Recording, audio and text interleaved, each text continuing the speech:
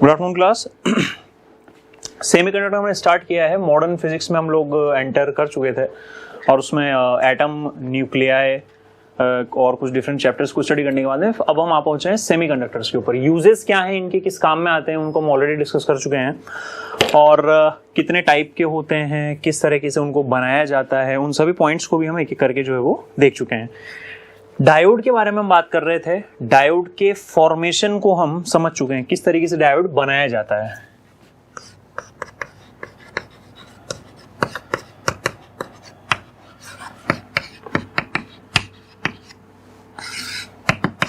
Formation of diode जो किया जाता है डिफ्यूजन प्रोसेस से,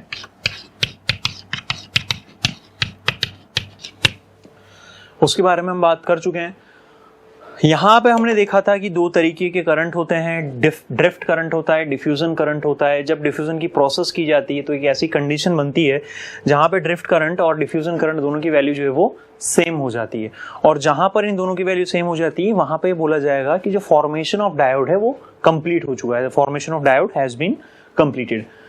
अब देखिए, जब डायोड की फॉर्मेशन कंप्लीट हुई थी, वर्किंग पे अब हम थोड़ा बहुत यहां पे आ रहे हैं। एक बार पहले डायोड का बेसिक स्ट्रक्चर हम यहां पे बना के रख लेते हैं।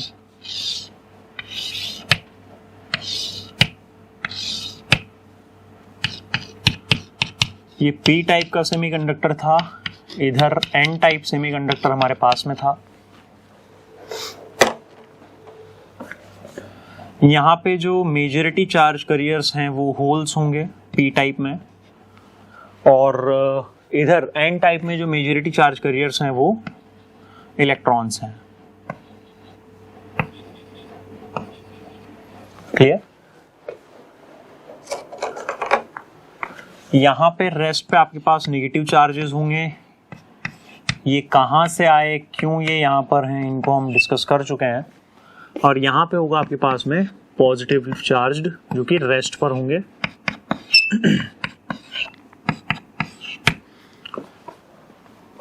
Is it clear?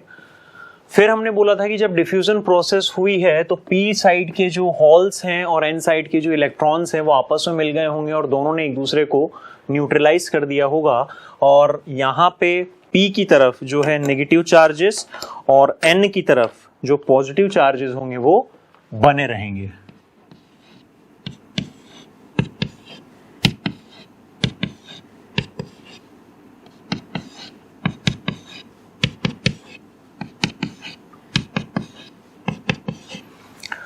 तो यहां पर आपने देखा कि राइट साइड की तरफ, या यूं बोल दीजिए एन साइड की तरफ, पॉजिटिव चार्ज्ड जो आयंस है वो इकट्ठे हो जाएंगे और पी साइड की तरफ जो है वो नेगेटिवली चार्ज्ड आयंस जो है वो इकट्ठे हो जाएंगे, और इस वजह से एक इंटरनल इलेक्ट्रिक फील्ड यहां पे जनरेट हो जाता है जिसे हम ई इन बोलेंगे। क्लियर है? इसे ही पोटेंशियल बैरियर भी बोला जा सकता है।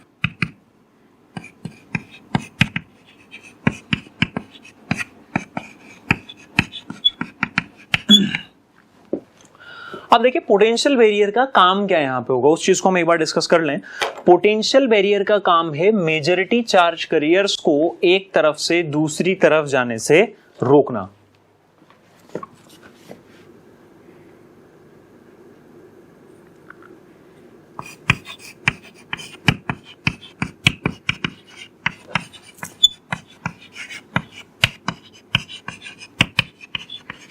मेजॉरिटी चार्ज कैरियर्स यानी कि होल्स एट पी साइड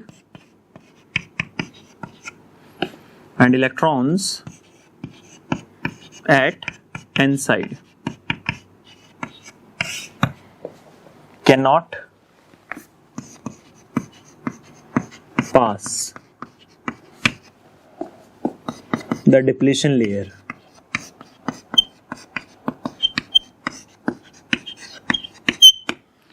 ये डिप्लीशन लेयर के एक तरफ से दूसरी तरफ नहीं जा सकते हैं। क्यों नहीं जा सकते हैं उसके बारे में हमने बात की थी कि इंटरनल इलेक्ट्रिक फील्ड के जो डायरेक्शन है वो इस तरीके से है कि वो इन इलेक्ट्रॉन्स का इधर आने से जो है अपोज करेगा, और इन होल्स का इधर आने से जो है वो अपोज करेगा। यहां तक की बात आप समझ लीजिए और इसे 1 मिनट के लिए साइड में इस टॉपिक को रख दें। अब ये दोबारा से हमारे पास काम में आएगा, इसलिए से मैं रब अभी नहीं कर रहा हूं। और अब हम बात करेंगे कॉन्फ़िगरेशन की, डायोड के कॉन्फ़िगरेशन की, कि how diode can be connected in an electrical circuit.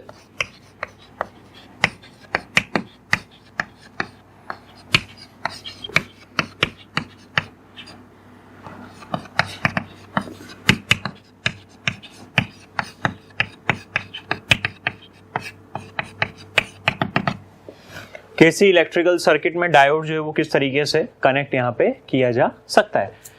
तो दो यहां पे आपके पास तरीके हैं। इन तरीकों को बेसिकली बायसिंग नाम से जाना जाता है। बायस यानी कि जोड़ना। तो दो टाइप की बायसिंग हमारे पास में है, एक है फॉरवर्ड बायसिंग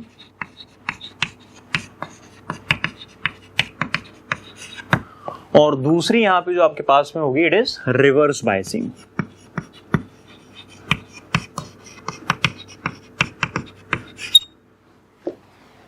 क्लियर? अब फॉरवर्ड बायसिंग क्या होती है और रिवर्स बायसिंग क्या होती है, इसके बारे में हम बात करेंगे।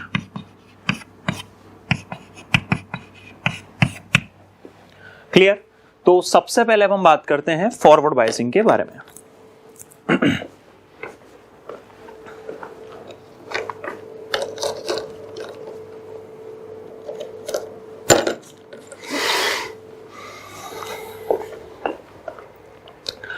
देखिए, फॉरवर्ड बायसिंग यानी कि अगर आपने डायोड को सर्किट में इस तरीके से कनेक्ट किया है कि डायोड का जो पी साइड है, डायोड की जो पी टाइप का जो सेमीकंडक्टर है किसी भी डायोड में, क्योंकि किसी डायोड में दो टाइप के सेमीकंडक्टर होंगे एनी टाइम, एक होगा पी टाइप का और दूसरा होगा एन टाइप का। तो अगर पी टाइप का सेमीकंडक्टर बैटरी के पॉजिटिव टर्मिनल से जोड़ा गया है तो ये कहलाएगा आपके फॉरवर्ड बायसिंग। तो जो N टाइप का सेमीकंडक्टर है वो बैटरी के नेगेटिव टर्मिनल से ऑब्वियसली जुड़ा जाएगा। तो ये बायसिंग तो कहलाती है आपके पास में फॉरवर्ड बायसिंग। यहां पे मैं लिख देता हूं, this is forward biasing, FB से हम इसे डिनोट कर रहे हैं। इसी तरीके से अगर P side of battery is connected, P side of diode is connected to negative side of a battery, then इस तरीके की बायसिंग जो है वो कही जाती है reverse biasing, it is RB। मैंने एक ही डायग्राम में यहाँ पे दोनों को इंक्लूड कर दिया है ताकि डिफरेंस को आप यहाँ पे समझ सकें। हम सेपरेटली भी अभी इनको देखेंगे और इनके लिए जो ग्राफ्स निकल के आता है पोटेंशियल और करंट के बीच में, उसको हम यहाँ पे अभी सेपरेटली स्टडी करने वाले हैं कुछ ही देर बाद। फिलहाल हमें सिर्फ ये समझना है कि फॉरवर्ड बायसिंग मतलब पी साइड जो है डायोड की वो बैटरी के पॉजिटिव से जोड़ा जाएगा, यानी कि N साइड जो है वो बैटरी के नेगेटिव से जुड़ेगी। इसी तरीके से रिवर्स बायसिंग की अगर हम बात करें तो रिवर्स बायसिंग क्या है, देखें, रिवर्स बायसिंग है कि P साइड जो होगी डायोड की वो बैटरी के नेगेटिव से जुड़ेगी, जबकि N साइड जो होगा डायोड का वो बैटरी के पॉजिटिव से जोड़ दीजिए। तो ये आपको यहाँ पे कुछ चीजें ध्यान रखनी है, आपको याद रखना होगा। अब जब कोई डायोड फॉरवर्ड बायसिंग में जोड़ा जाए और अगर किसी डायोड को रिवर्स बायसिंग में आप जोड़ते हैं तो किस तरीके से उसमें करंट का या चार्जेस का फ्लो हो सकता है, इस चीज को हमें एक बार देखना होगा। तो इन्हें यहां से मैं एक बार रब किए देता हूं और फॉरवर्ड बायसिंग और रिवर्स बायसिंग में अलग अलग किसी डायोड की वर्किंग को हम एक बार देख लेते हैं।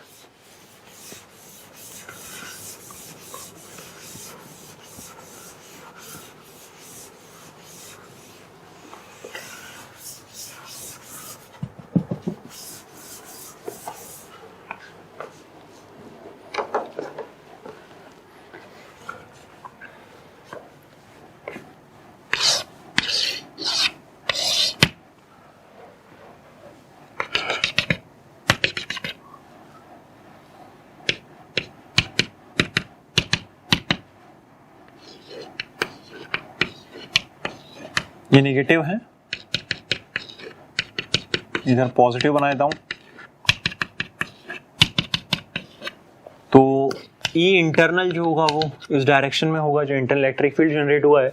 यहाँ पे हमने फिर से पी टाइप सेमीकंडक्टर लिया है और राइट में जो है हम एन टाइप सेमीकंडक्टर यहाँ पे लेकर चल रहे हैं।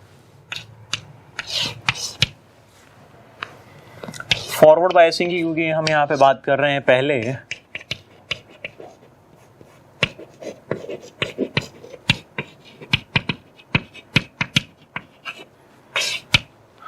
फॉरवर्ड बायसिंग की अगर बात करते हैं तो पहले मेजॉरिटी चार्ज कैरियर्स में यहाँ पे बना देता हूँ। पी साइड में ऑब्वियसली होल्स आपके मेजॉरिटी चार्ज कैरियर्स होंगे, जबकि एन साइड की अगर हम बात करें तो इलेक्ट्रॉन्स आपके यहाँ पे मेजॉरिटी चार्ज कैरियर्स होंगे। These are holes and dots are representing electrons. चलिए आगे बढ़ते हैं।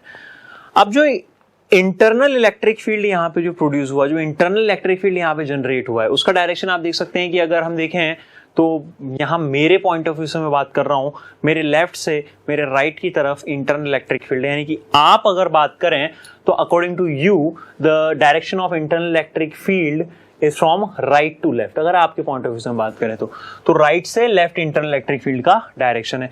बैटरी जो आपने यहाँ पे कनेक्ट की है, फॉरवर्ड बायसिंग जिसे बोला जाता है, यानी कि बैटरी का पॉजिटिव आपके पी टाइप की सेमीकंडक्टर से कनेक्टेड है डायोड के, और बैटरी का नेगेटिव डायोड के एन टाइप सेमीकंडक्टर से कनेक्टेड है। तो यहाँ पे हम देखें कि जो एक्सटर्नल फील्ड हमने अप्लाई किया है उसका डायरेक्शन किधर होगा, तो उसका डायरेक्शन होगा लेफ्ट से राइट की तरफ। आपके पॉइंट ऑफ व्यू से मैं बात कर रहा हूं तो इंटरनल इलेक्ट्रिक फील्ड था राइट से लेफ्ट की तरफ, एक्सटर्नल इलेक्ट्रिक फील्ड है लेफ्ट से राइट की तरफ। क्योंकि एक्सटर्नल इलेक्ट्रिक फील्ड जो होता है उसकी वैल्यू हाई होती है, ज्यादा वोल्टेज की बैटरी आप काम में लेते हैं as compare to this value, तो इफेक्टिव ये होगा। और जब इसका रिजल्टेंट आप निकालेंगे तो हम देखेंगे कि डायोड की जो या यूं बोली जो डिप्लीशन लेयर यहां पे है वो डिक्रीज हो जाती है। Width of depletion layer will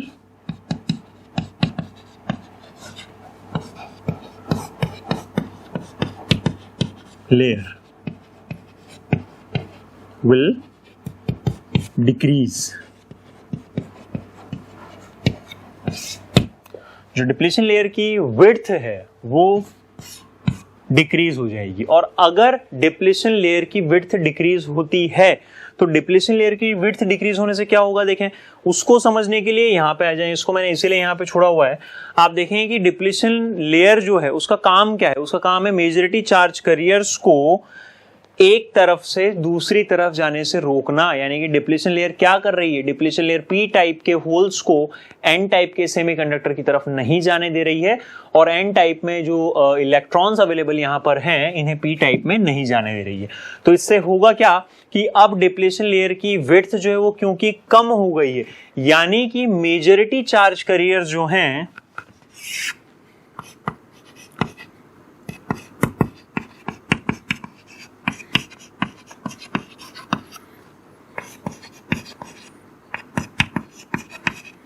can move through depletion layer.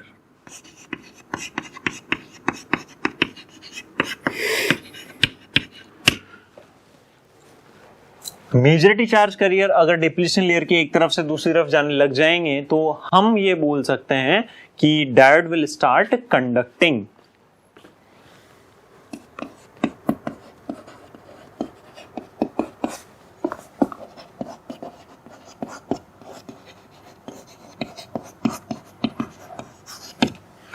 Diode जो है वो कंडक्शन स्टार्ट कर देगा, यानी कि diode as a conductor behave करेगा। तो हम ये बोल सकते हैं यहां से in case of forward biasing की, अगर फॉरवर्ड बायसिंग की बात की जाए तो diode behaves like a conductor. Okay,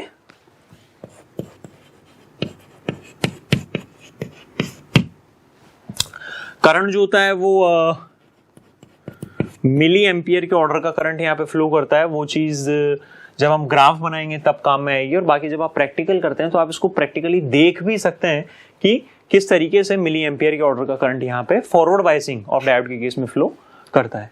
is that clear? Note करेंगे इसे।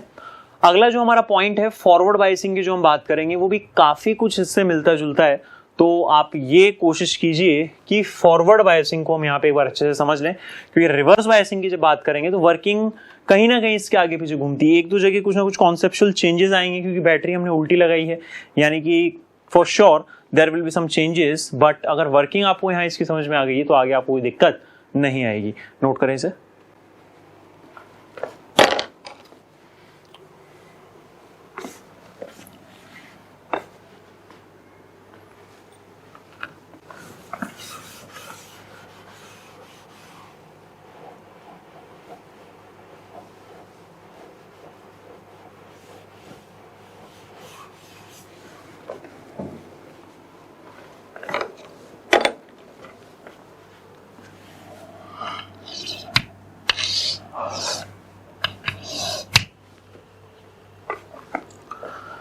रिवर्स बायसिंग को एक बार समझने की कोशिश करें तो सबसे पहले डिप्लीशन लेयर में यहाँ पे बना देता हूँ। डिप्लीशन लेयर के अंदर जैसा कि आपको पता है इस साइड हम नेगेटिव चार्जेस बना रहे हैं, क्योंकि इधर हमने पी टाइप का सेमीकंडक्टर कंसिडर किया है, यहाँ क्योंकि एन टाइप का सेमीकंडक्टर हम कंसिडर कर रहे हैं, सो इस तरफ जो है वो पॉजिटिव चार्जेस इकट्ठे होंगे।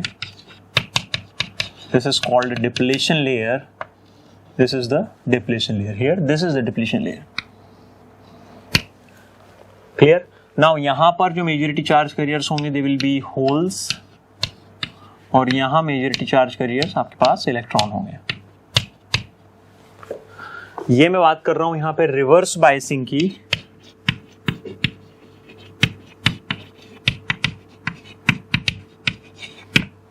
रिवर्स बायसिंग का मतलब जैसा कि हमने देखा सबसे इनिशियल डायग्राम में आपको क्लियरली आप विजिबल कर सकते हैं, देख सकते हैं, जो येलो कलर से हमने कनेक्शन यहाँ पे बताया हुआ है कि किस तरीके से एन टाइप जो सेमीकंडक्टर है और पी टाइप जो सेमीकंडक्टर है उनसे जुड़ा हुआ होगा। एक बार डायग्राम आप बनाएं।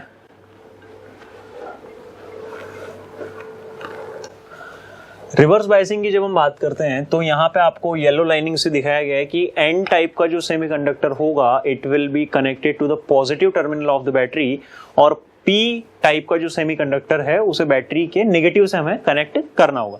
ठीक है, तो कनेक्शन को एक बार देखें।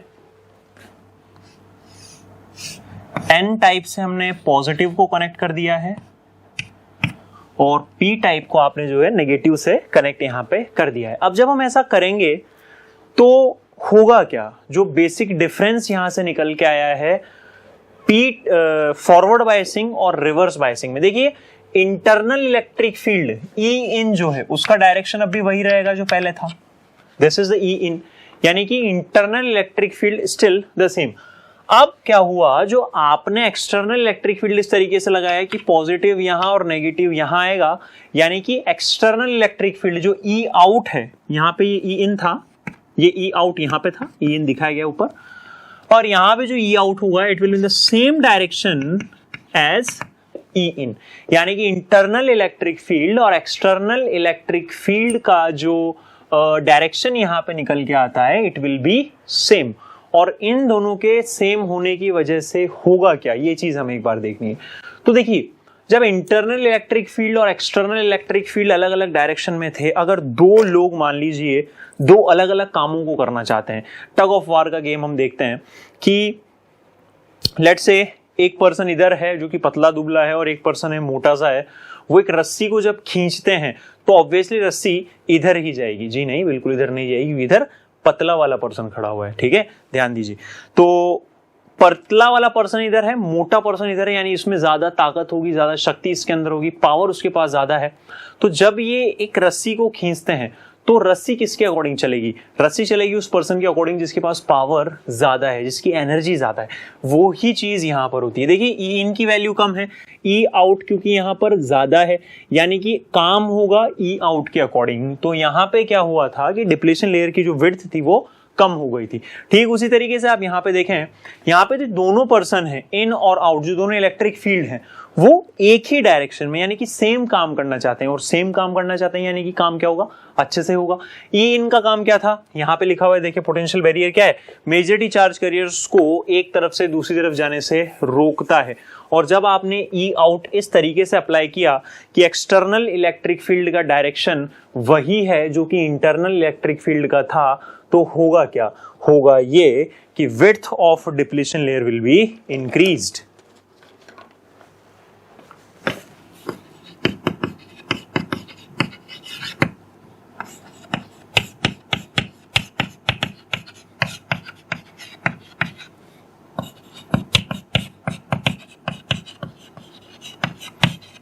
जो डिप्लीशन लेयर की विड्थ होगी वो इंक्रीज हो जाएगी, और जब डिप्लीशन लेयर की विड्थ इंक्रीज हो जाती है तब क्या होता है, मेजॉरिटी चार्ज कैरियर्स एक तरफ से दूसरी तरफ नहीं जा पाएंगे। Majority charge carriers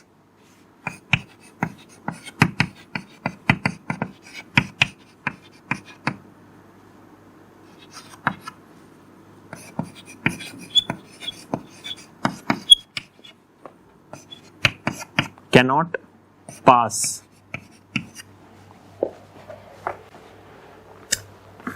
the depletion layer।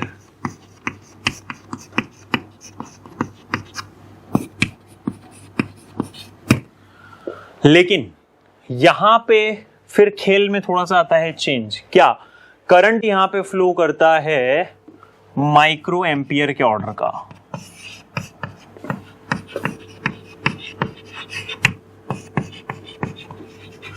यानी कि बहुत कम करंट यहाँ पे फ्लो करता है। ठीक है, माना कि बहुत कम करंट फ्लो करता है, लेकिन किसकी वजह से उसने फ्लो किया, तो मेजॉरिटी चार्ज कैरियर्स को तो आपने एक तरफ से दूसरी तरफ जाने से रोक दिया। Is that clear?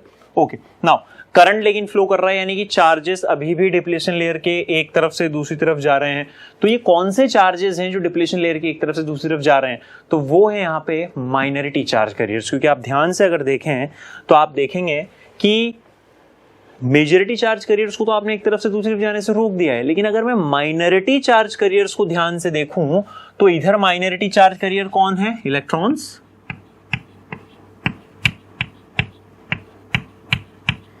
और इधर माइनॉरिटी चार्ज कैरियर्स कौन है, होल्स।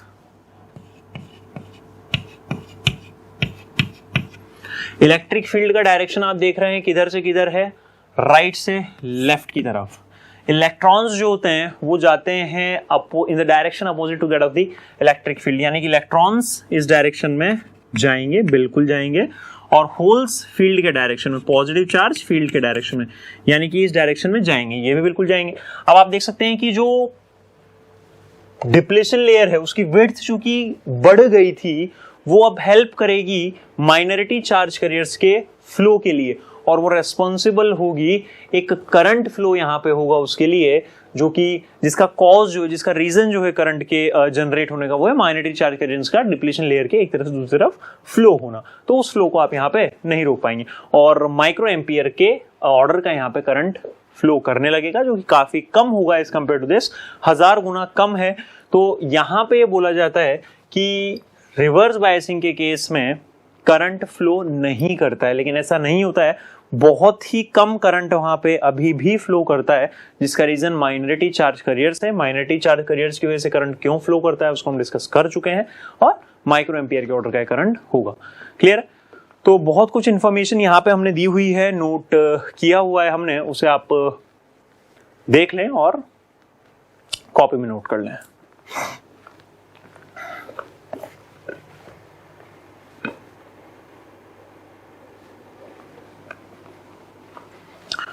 रब की देता हूं मैं इसे।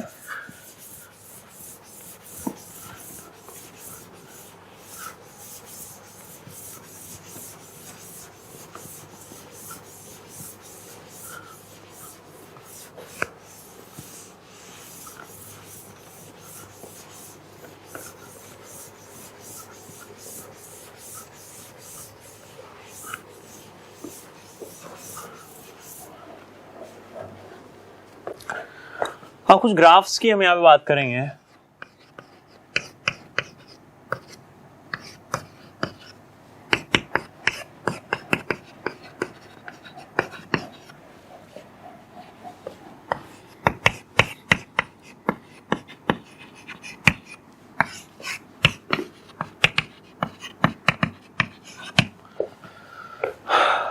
डायोड के लिए फॉरवर्ड बायसिंग और रिवर्स बायसिंग के लिए ग्राफ को हम एक बार देख रहे हैं किस तरीके का ग्राफ यहाँ पे निकल के आता है। तो देखते हैं।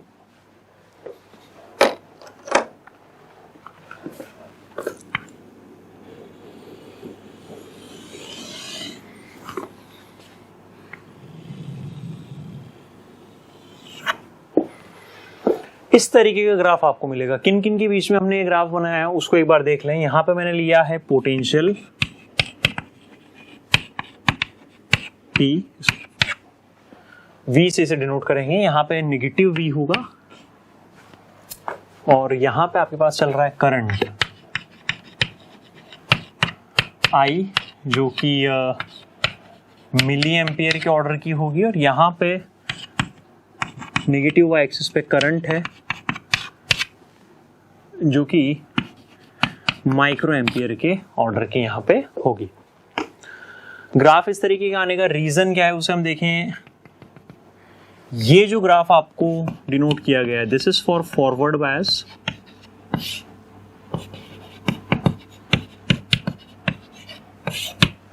और ये जो ग्राफ है it is for reverse biasing of the diode.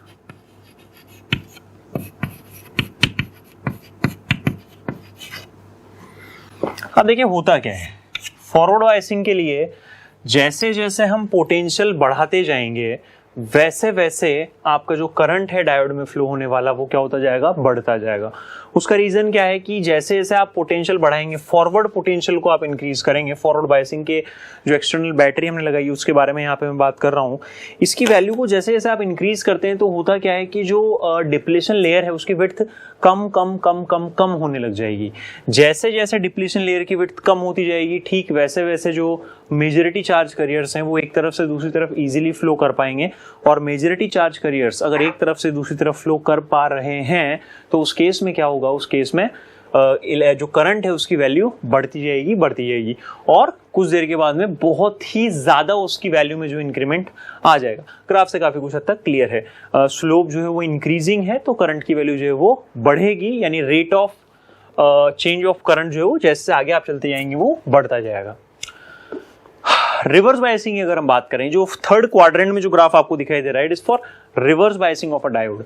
Reverse biasing यानी कि हमने P साइड को नेगेटिव से और N साइड को पॉजिटिव से यहाँ पे कनेक्ट किया हुआ है। तो आप देख रहे हैं कि करंट की वैल्यू जो कि हमने देखा था अभी कुछ देर पहले हमने डिस्कस किया था, this current is flowing due to minority charge carriers.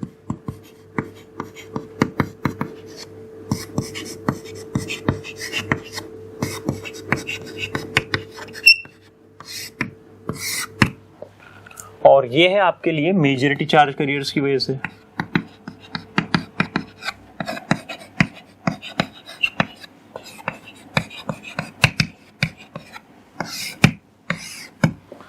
तो हम देख सकते हैं यहाँ पे कि कुछ देर के बाद में वोल्टेज जो है वो कांस्टेंट हो जाता है और करंट की वैल्यू में कितना भी चेंज अगर आए voltage doesn't change, voltage change नहीं होता है, यानी करंट की वैल्यू एकदम से बहुत ज्यादा इंक्रीज कर जाती है।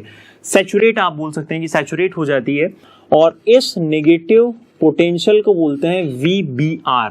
VBR is representing breakdown voltage.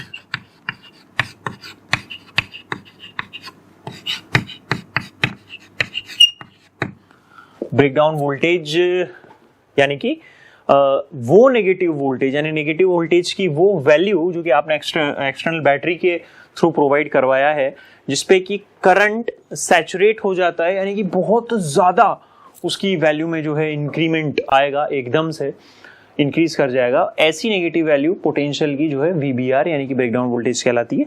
और ये कांस्टेंट यहाँ पे जो है पोटेंशियल हो जाता है। देखा गया कि जो पोटेंशियल है वो कांस्टेंट होता है। इस चीज का या इस प्रॉपर्टी का यूज जो डायोड के रिवर्स बायसिंग में हमको देखने को मिल रही है, इसका एक बहुत ही जबरदस्त यूज किया जाता है वोल्टेज रेगुलेशन में। इसे मैं यहाँ पे लिख देता हूं क्योंकि नेक्स्ट हम इसी को डिस्कस करने वाले हैं।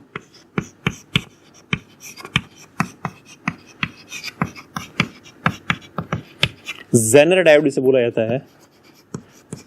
डिवाइस है बेसिकली क्या काम आता है उसको भी हम देखेंगे। फिलहाल ये ग्राफ है किसी भी डायोड के लिए फॉरवर्ड और रिवर्स बायसिंग की कैरेक्टरिस्टिक आप इसको बोल सकते हैं, नोट करें।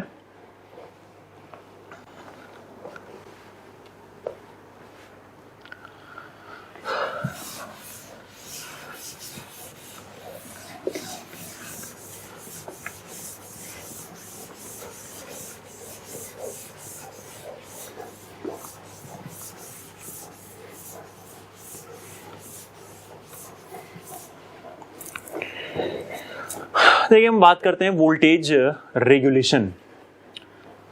वोल्टेज रेगुलेशन क्या होता है कि पुराने जमाने में आपने देखा होगा कि जो भी होम अप्लायंसेस होते हैं, इलेक्ट्रिकल होम अप्लायंसेस होते हैं जो कि वर्थी होते हैं, यानी कि जो महंगे होते हैं, लाइक फ्रीज है, टीवी है, इस तरीके के जो अप्लायंसेस होते हैं, इनमें आजकल इसका यूज थोड़ा सा कम हुआ है क्योंकि जो सिस्टम्स आते हैं उनमें इनबिल्ट जो है आपके पास टेक्नोलॉजी लगी हुई है, एक्सटर्नल आपको कुछ यूज में नहीं लेना होता है। लेकिन कुछ टाइम पहले तक एक डिवाइस होता था, जैसे डब्बे सा होता था, और उसको टीवी के पास, जैसे अगर टीवी से कनेक्ट करना है तो उसको टीवी के पास रख दिया जाता था, उसमें लाइट एक लिपझिप करती थी जिसे कि वोल्टेज रेगुलेटर बोला जाता था। अब वोल्टेज रेगुलेटर है क्या, उसके बारे में बात करनी है। Voltage regulator is nothing but a device which is used to control the voltage provided by the circuit. होता क्या है कि मान लीजिए कि किसी भी प्रॉब्लम की वजह से या इलेक्ट्रिकल सर्किट में वेरियस जो डिस्टरबेंस आते रहते हैं कभी कभी, उनकी वजह से मान लीजिए कि कभी कभी क्या होता है कि हाई सप्लाई हो जाती है, लो सप्लाई चली जाती है, तो डिवाइस को, जो टीवी वहां पे लगा हुआ है फॉर एग्जांपल, उसको जो सप्लाई की जा रही है वो चेंज होता है। अब मान लीजिए कि टीवी है, बेस्ट वर्किंग होगा 220 वोल्ट के लिए।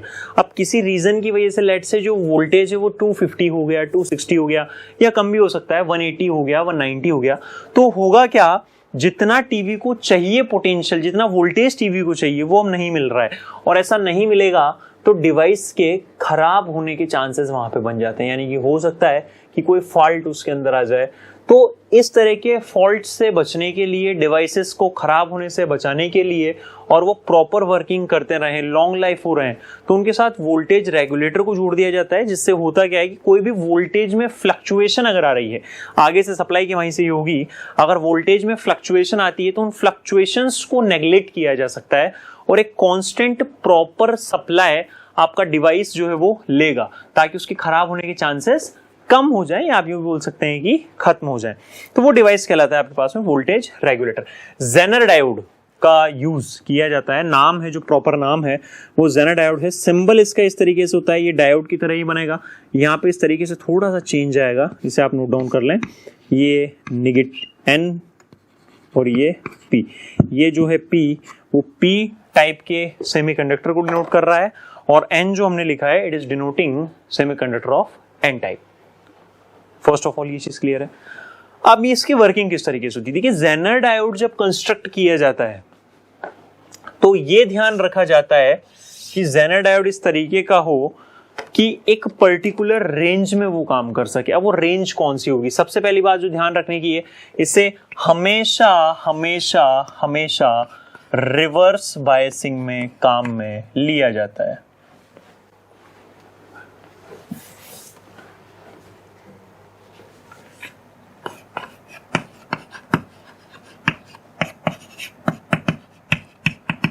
इसे हमेशा रिवर्स बायसिंग में किसी भी सर्किट में काम में लिया जाता है।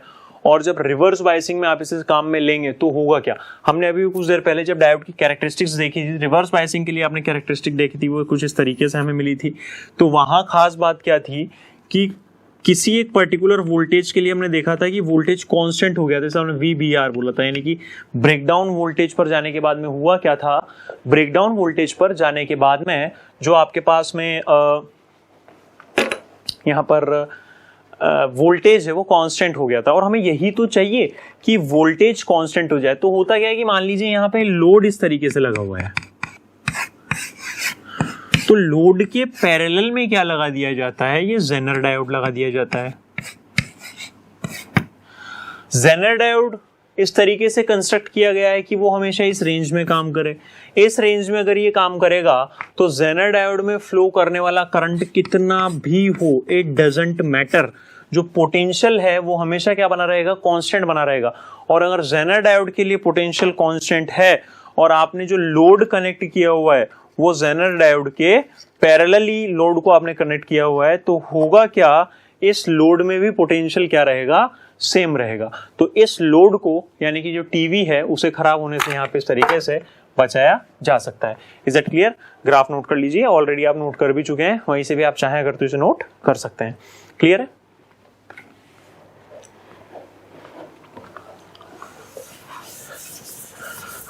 उसके बाद में बात आती है वोल्टेज रेगुलेशन हमने किया, यानी कि जेनर डायोड की बात हमने की। इसके बाद में आती है आपके लिए बात रेक्टिफायर्स की। अब देखिए रेक्टिफायर क्या होता है।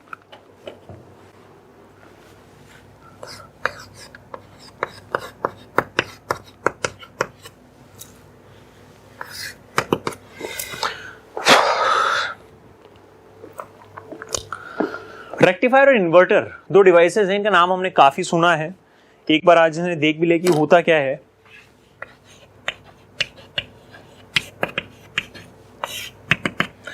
इन्वर्टर्स का नाम कंपैरेटिवली आपने ज्यादा सुना होगा, आप जानते हो कि इन्वर्टर्स क्या होता है, घरों में लगा होता है। इन्वर्टर्स जो है उसका मेन काम है कि जो इलेक्ट्रिक सप्लाई है हमारे घरों में उसको कंटिन्यूस बनाए रखने की कोशिश करता है, यानी कि जब लाइटें चली जाती है तो भी आपके घर की लाइट्स नहीं जाएगी अगर आपने इन्वर्टर काम में लिया हुआ है तो। अब देखिए इन्वर्टर क्या है। इन्वर्टर बेसिकली एक ऐसी डिवाइस है जो डीसी को एसी में कन्वर्ट कर देता है।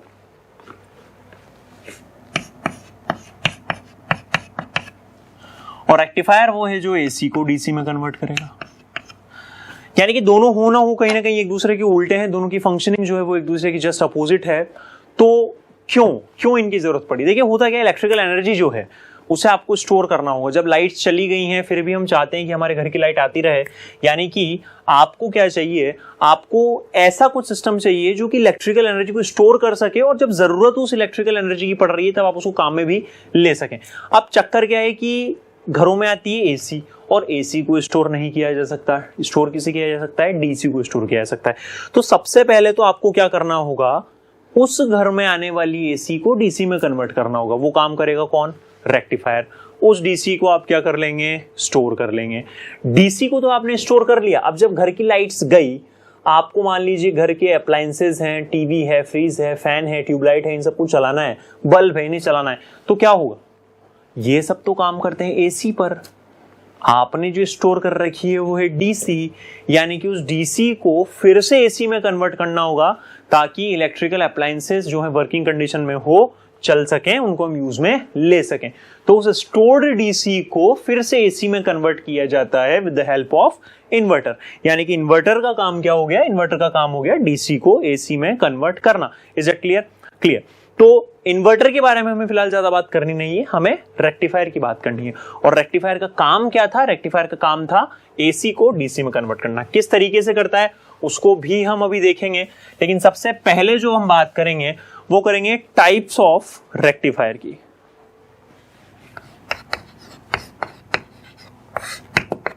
दो टाइप के रेक्टिफायर्स हैं हमारे पास यहां। The first one is full wave rectifier,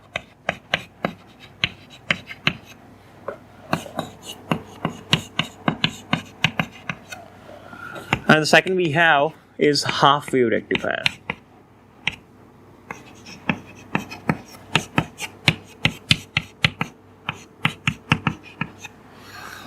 अब फुल वेव रेक्टिफायर को फुल वेव रेक्टिफायर क्यों कहते हैं और हाफ वेव रेक्टिफायर को हाफ वेव रेक्टिफायर क्यों कहते हैं, सवाल यहां पे आके रुकता है। तो इसके बारे में भी हम बात करेंगे।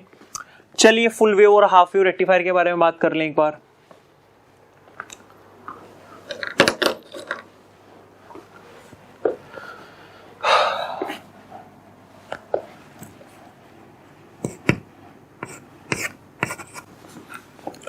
It converts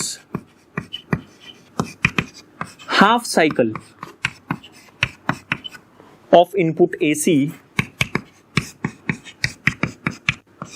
into DC। यानी ये इनपुट किए गए AC सिग्नल की हाफ साइकिल को DC में कन्वर्ट करता है। जबकि अगर हम बात करें,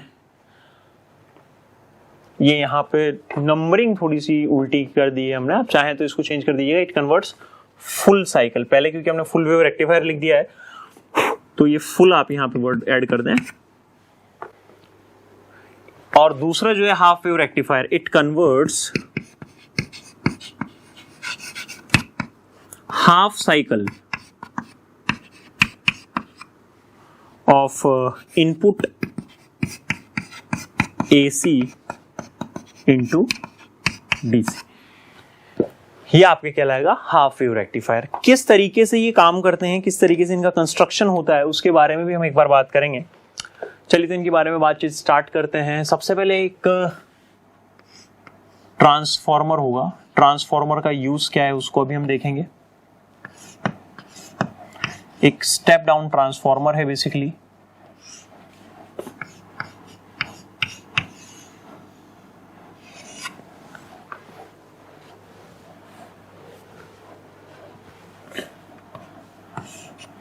यहां लोड कनेक्ट कीजिए,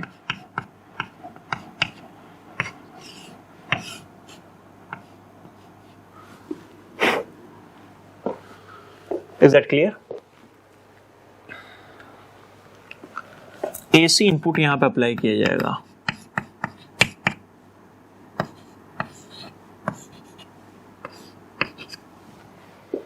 और यहां लोड पे जो आपको मिलेगा, वी हैव आउटपुट हियर।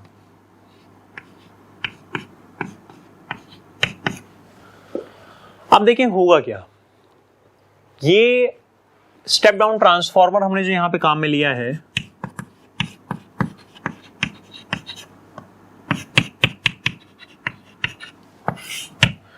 ये क्या कर रहा है कि इनपुट सिग्नल्स को इस डायोड की रेंज में लेके आ रहा है। एक डायोड मैंने यहां पे काम में लिया है जिसे मैं D बोलूंगा। ये टर्मिनल इसका कहलाएगा P टाइप ऑफ सेमीकंडक्टर इधर होगा, N टाइप ऑफ इधर होगा। पहले मैं क्या करता हूं, यहां पे इनपुट AC सिग्नल के लिए वेव फॉर्म कर देता हूं, जस्ट इसे समझने के लिए कि हाफ वेव रेक्टिफायर कैसे काम करता है और फुल वेव रेक्टिफायर कैसे काम करता है। तो पहले मैं हाफ वेव की बात कर रहा हूं यहां पे। This is half wave rectifier.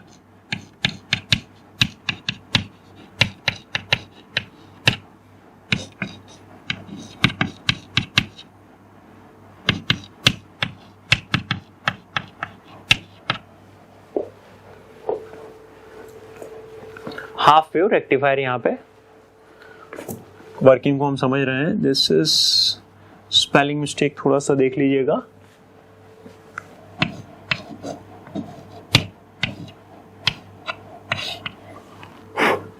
Half wave rectifier. पहले मैं इनपुट को यहां पे ड्रॉ कर देता हूं, उसके बाद हम आउटपुट को भी ले लेंगे।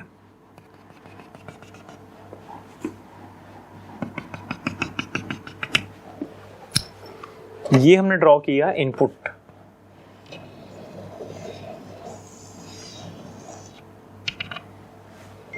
Is that clear?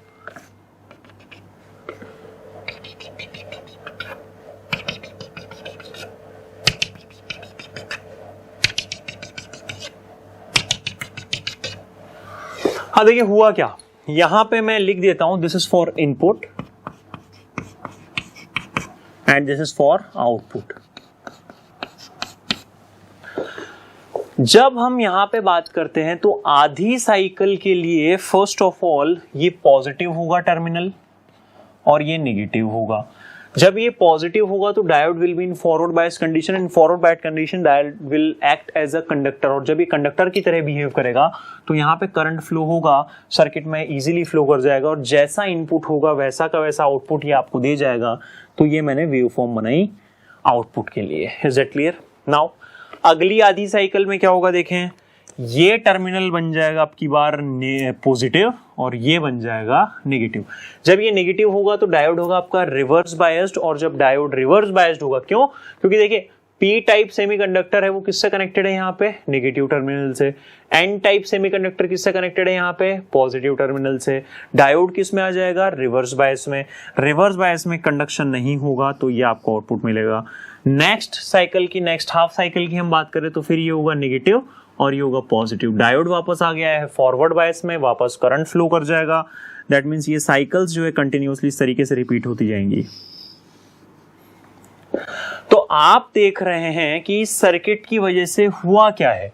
इस सर्किट की वजह से जो आधी साइकिल थी इनपुट की वो डीसी में कन्वर्ट हो गई, उनका डायरेक्शन जो पहले चेंज हो रहा था वो अब चेंज नहीं हो रहा है। अब कुछ लोगों के दिमाग में सवाल आएगा कि ये डीसी होती नहीं है, डीसी तो क्या होती है, ऐसी एक स्ट्रेट लाइन ग्राफ हमें मिलता है जो कि हमने एसी सर्किट्स में पढ़ा था। तो बिल्कुल आपके दिमाग में जो सवाल आया वो सही है, ये हमने on the basis of direction इसे डीसी में कन्वर्ट कर दिया। यानी कि आप देख सकते हैं कि डायरेक्शन चेंज होना अब क्या हो गया, बंद हो गया है। इसे बोला जाता है डीसी विद रिपल्स। रिपल्स यानी कि ये प्योर डीसी सिग्नल नहीं है, यहाँ पे कुछ ना कुछ इम्प्योरिटी है और इन इम्प्योरिटीज को आप कैपेसिटिव सर्किट काम में लेके और हटा सकते हैं। कैपेसिटिव सर्किट लिए जाते हैं काम में to get pure DC signal. Pure DC signal जो है गेन करने के लिए यहाँ पे कैपेसिटर्स काम में लिए जाते हैं। ये बात हुई आपके पास हाफ वेव रेक्टिफायर्स की। नाउ हम मूव कर सकते हैं फुल वेव रेक्टिफायर के ऊपर। तो फुल वेव रेक्टिफायर के लिए एक बार डायग्राम बना देते हैं।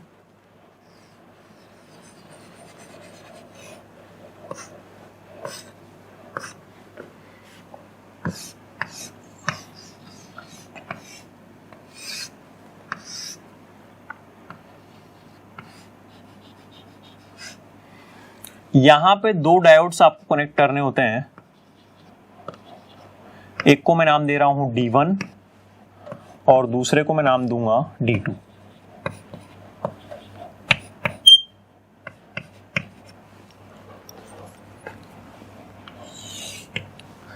ये लोड लगा होगा यहां पे, इसे हम नाम दे देते हैं P और इसे आप नाम दे दीजिए Q। This is load and here we are denoting the working of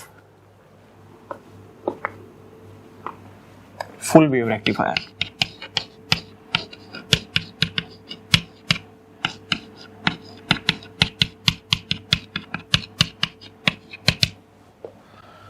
ये फुल वेव रेक्टिफायर है। यहां पे सेम चीजें होंगी, एसी इनपुट होगा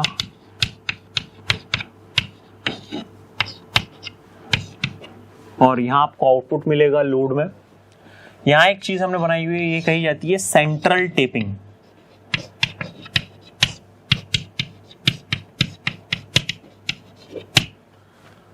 ग्राफ्स को अब हम देख सकते हैं, तो वही चीजें हैं, फिर से इनपुट और आउटपुट के लिए अलग अलग ग्राफ बनाएंगे ताकि हम इसे समझ सके इजीली और कंपैरेटिव एनालिसिस यहां कर सकें, जिससे कि हमें इजीली पता लगेगा कि क्या अंतर है हाफ वेव और फुल वेव रेक्टिफायर्स में।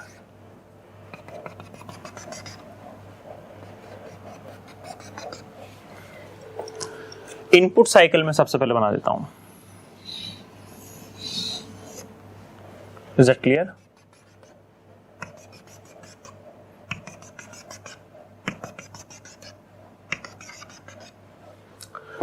ये हमने यहां पे बना दिया है इनपुट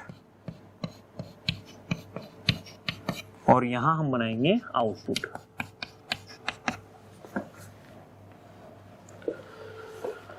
अब देखें क्या होता है। सबसे पहले ये होगा पॉजिटिव और ये होगा नेगेटिव। जब ये पॉजिटिव होगा तो ये डायोड है फॉरवर्ड बायस पे D1 और D2 जो है वो है, फर्स्ट साइकिल में बात कर रहा हूं, D1 फॉरवर्ड, D2 रिवर्स। यानी कि D1 तो कंडक्टर की तरह बिहेव करेगा, तो जो डायरेक्शन ऑफ करंट है इसका डायरेक्शन रहेगा Q से P की तरफ। This I is denoting current. अगली आधी साइकिल में देखें क्या होगा, ये माइनस और यहां अपीयर होगा प्लस, और जब ये प्लस होगा तो आप देख सकते हैं कि D1 तो हो जाएगा आपका रिवर्स बायस में और D2 हो जाएगा फॉरवर्ड बायस में। यानी कि अब जो करंट का डायरेक्शन रहेगा वो देखें क्या रहेगा, फिर से Q से P रहेगा। ये खास बात है इसकी। यानी कि आपने देखा पूरी एक कंप्लीट साइकिल के लिए जो direction of current flowing in load resistance है या लोड में जो करंट फ्लो कर रहा है उसका डायरेक्शन एक कंप्लीट साइकिल के लिए हर बार Q से P निकल के आया है। यानी कि जब आउटपुट साइकिल बनाई जाएगी तो उसमें डायरेक्शन चेंज नहीं होगा। और आप देख सकते हैं कि किस तरीके से AC जो है वो DC में कन्वर्ट हो गई है। AC में आपको पहले positive half cycle, negative positive negative positive मिल रही थी, वो अब आप देख सकते हैं केवल पॉजिटिव में यहाँ पे कन्वर्ट हो गई है, नेगेटिव का काम यहाँ पे खत्म हो गया है। यानी कि फिर से वही बात है, डायरेक्शन के पॉइंट ऑफ व्यू से हमने क्या कर दिया है, इस इनपुट सिग्नल को जो कि एसी था डीसी में यानी कि सिंगल डायरेक्शन हो गया है, जो कि बाय डायरेक्शनल पहले हुआ करता था, अब वो यूनि डायरेक्शनल है। यानी कि डायरेक्शन के पॉइंट ऑफ व्यू से हम इसको डीसी में कन्वर्ट कर चुके हैं। रिपल्स यहाँ पे होंगी, इन्हें भी जो है कैपेसिटिव सर्किट काम में लेके और दूर किया जा सकता है, जिन्हें फिल्टर सर्किट बोला जाता है, ध्यान रखिएगा।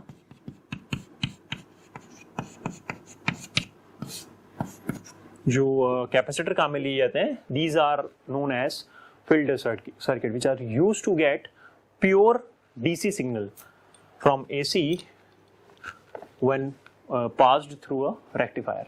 नोट करेंगे इसे।